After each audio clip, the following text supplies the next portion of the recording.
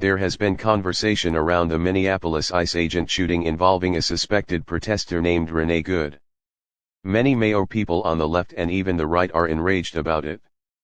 There's also a few buck-dancing mush-mouthed black people who feel the need to have emotion over this, making parallels to our struggle in the wrong context.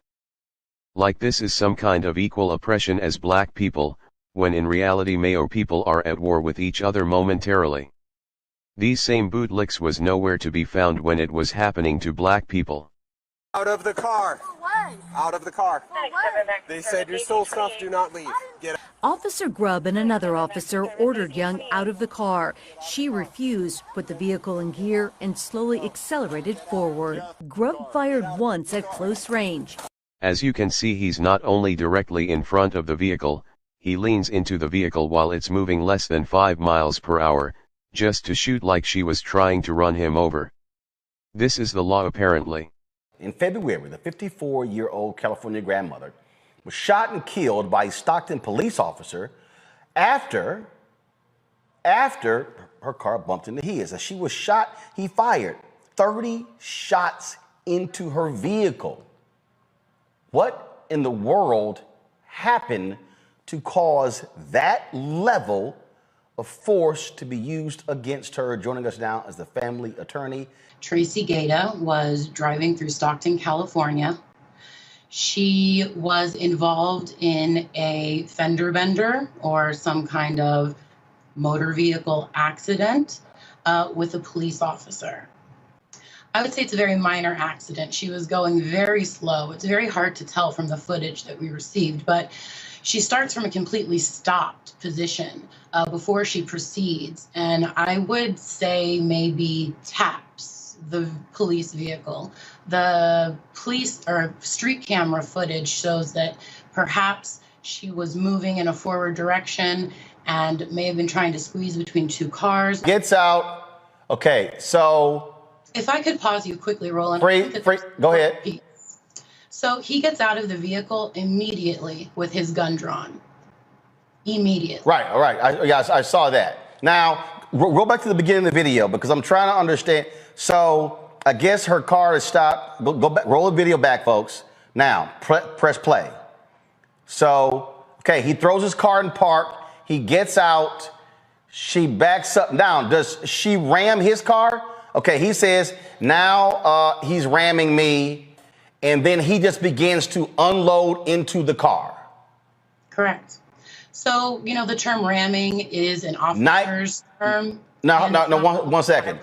So first 19 shots fired. Then he pulls the clip out and fires more shots into the car.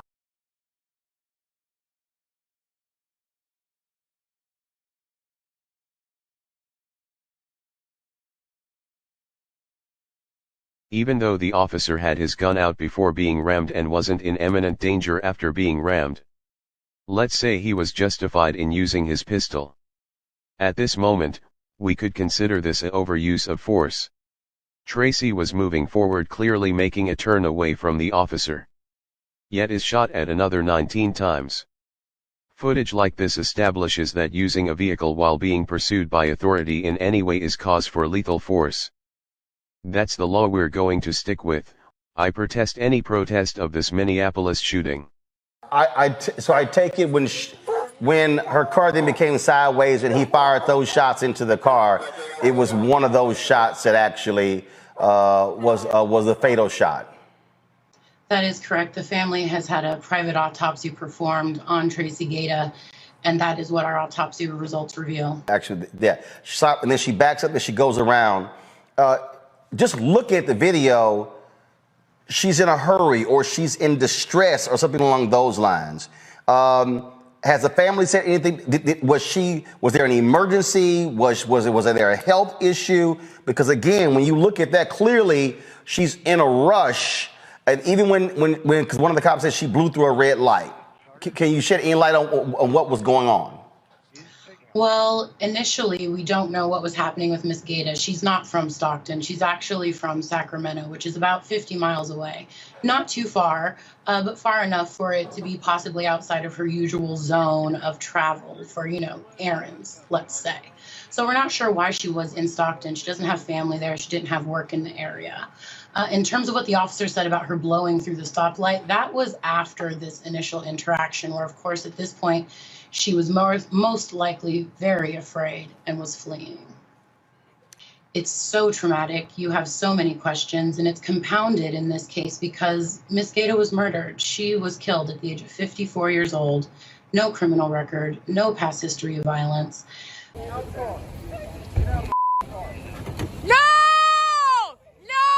Shame! Shame! Oh my God! What the What the Dramatic video purportedly shows the moment an ICE agent fatally opened fire on a woman in Minneapolis, who DHS says attempted to barrel her SUV into the path of an officer.